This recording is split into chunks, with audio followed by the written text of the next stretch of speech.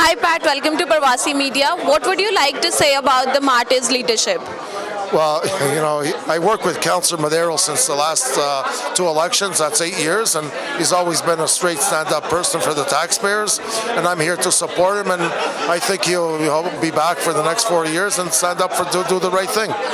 I saw you yesterday on Nikki's campaign as well. Do you think she is the perfect candidate for the mayorship race?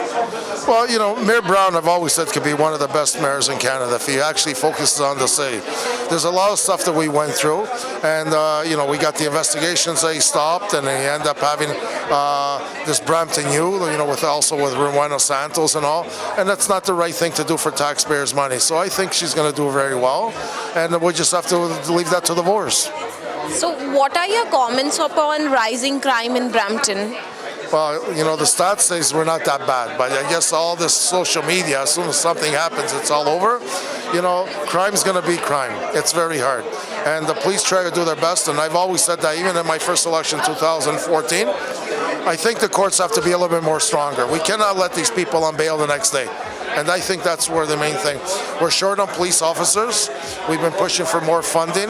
And the stats on population, we need more police officers, and that would help. Every time I drive around, I don't see these officers backing up, looking at the speeders like it used to be. They don't have the man source, so they're on their funding. So do you think it's the social media which is exaggerating the issues more?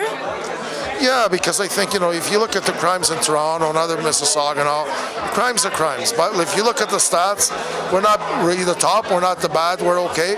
But like I say, once something happened in Drinkwater that day, it's all over social media. So it's always Brampton.